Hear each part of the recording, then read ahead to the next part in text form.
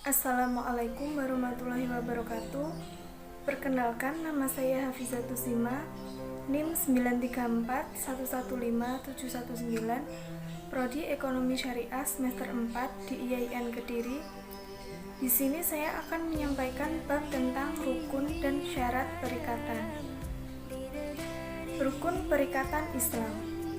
Suatu perikatan harus memenuhi beberapa rukun dan syarat yang harus ada di dalamnya. Jika salah satu rukun tidak tercantum, maka perikatan tersebut dianggap tidak sah dalam pandangan hukum Islam.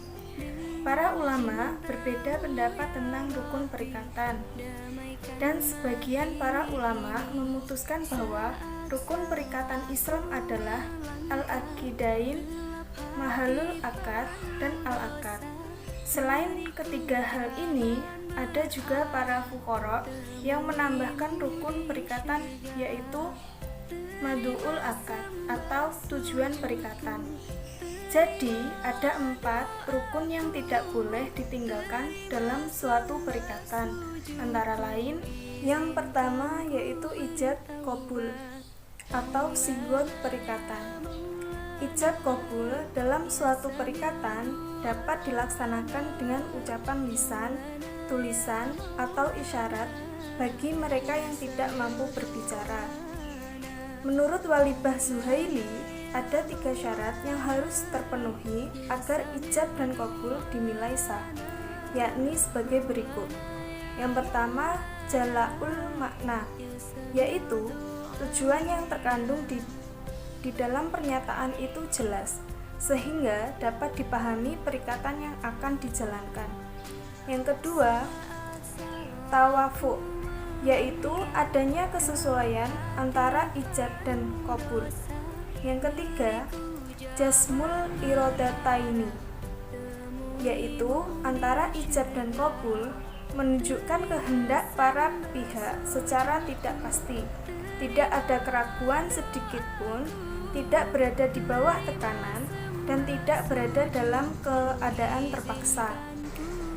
Rukun perikatan Islam yang kedua adalah mahad al-aqd atau objek perikatan. Objek perikatan dalam muamalah jangkauannya sangat luas. Bentuknya pun berbeda-beda antara satu dengan yang lainnya. Misalnya, dalam perikatan jual beli, objeknya adalah barang yang diperjualbelikan dan termasuk harganya. Dalam perikatan gadai, objeknya adalah barang gadai dan utang yang diperolehnya. Para fuqaha sepakat bahwa suatu objek perikatan harus memenuhi 4 syarat, yakni pertama, dibenarkan oleh syara. Jadi, sesuatu yang tidak dapat menerima hukum perikatan tidak dapat dijadikan objek perikatan. Harta yang diperoleh secara halal dan boleh untuk dimanfaatkan adalah faktor untuk dijadikan sebuah objek perikatan. Kedua, perikatan harus jelas atau dapat ditentukan dan harus diketahui oleh kedua belah pihak yang membuat perikatan. Rukun perikatan Islam yang ketiga adalah al-aqidain atau pihak-pihak yang berkaitan dengan perikatan. Pihak-pihak yang melaksanakan perikatan dapat disebut juga subjek hukum yang mempunyai hak dan kewajiban. Subjek hukum ini seperti seseorang dan lembaga atau badan hukum. Badan ini dapat berupa perseroan, yayasan, dan bentuk-bentuk badan usaha lainnya. Badan hukum ini tidak diatur secara khusus dalam sistem ekonomi Islam. Dalam subjek perikatan, hal-hal yang harus diperhatikan yaitu kecakapan bertindak atau ahliyah, kewenangan atau wilayah, dan perwakilan atau wakalah. Rukun perikatan Islam yang keempat adalah maudu'ul al-akad atau tujuan perikatan. Dalam suatu perikatan, diharuskan adanya tujuan untuk bekerja sama dengan orang lain dan memperhatikan akibat dari suatu perikatan yang akan dilakukan. Maka, semua perikatan yang tujuannya bertentangan dengan syara atau hukum Islam akan tidak sah. Syarat-syarat yang harus dipenuhi agar suatu tujuan perikatan dinilai sah antara lain, yang pertama, tujuan perikatan harus sesuai dengan syarat. Yang kedua, Tujuan harus ada mulai dari awal hingga akhir suatu perikatan. Yang selanjutnya adalah syarat perikatan. Syarat sah perikatan. Syarat sahnya perikatan sulit dipisahkan dari salah satu asas dalam hukum perikatan, yakni asas konsensuil atau kesepakatan. Syarat sahnya perikatan sebagaimana ditegaskan dalam pasal 1230, yakni sepakat bagi yang mengikatkan dirinya kecakapan untuk membuat suatu perikatan, suatu hal tertentu, dan sebab yang halal atau legal. Syarat perikatan umum. Yang pertama adalah sepakat.